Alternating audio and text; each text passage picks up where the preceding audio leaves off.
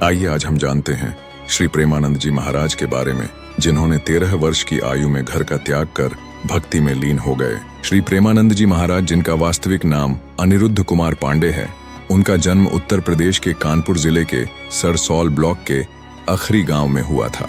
उनका परिवार एक धार्मिक और सनातनी ब्राह्मण परिवार था। उनके पिता श्री शंभू पांडे और माता श्रीमती रमा देवी अत्यंत धार्मिक प्रवृत्ति के थे। उनके दादा भी एक सन्यासी थे, जिससे उनके घर का वातावरण पूर्णतः आध्यात्मिक और सात्विक था। बचपन से ही महाराज जी का झुकाव भक्ति और अध्यात्म की ओर था। 5वीं कक्षा में ही वे धार्मिक ग्रंथों जैसे कि गीता, प्रेस गोरखपुर की पुस्तकों का अध्ययन करने लगे। छोटी उम्र में ही उन्होंने संसार की नश्वरता को समझ लिया और मन में वैराग्य जागृत हो गया। जैसे जैसे वे बड़े हुए, उनका ध्यान भौतिक सुखों से हटकर ईश्वर की भक्ति की ओर बढ़ता चला गया।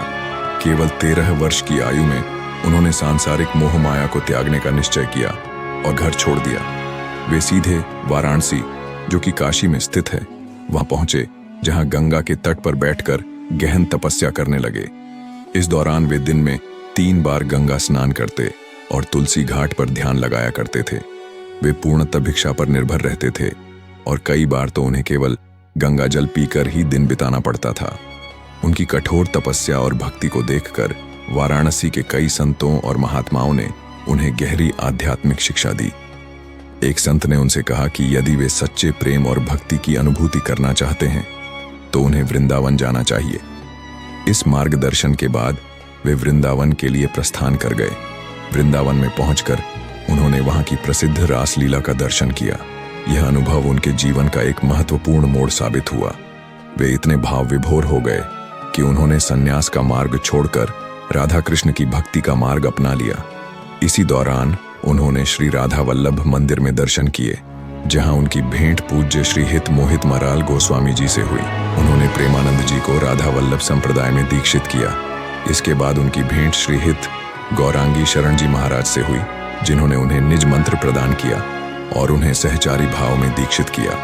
प्रेमानंद जी महाराज ने अपने गुरु श्री हित गौरांगी शरण जी महाराज की 10 वर्षों तक सेवा की और वृंदावन में मधुकरी भिक्षा पर जीवन यापन करते हुए राधा रानी की भक्ति में लीन हो गए।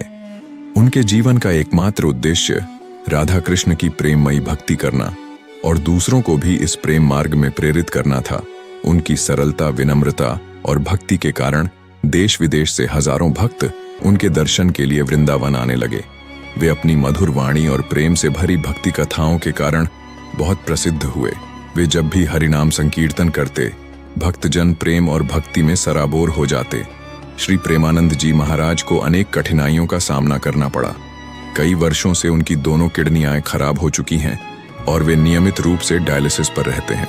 लेकिन इसके बावजूद उन्होंने अपनी भक्ति और सेवा में कभी कोई कमी नहीं आने दी।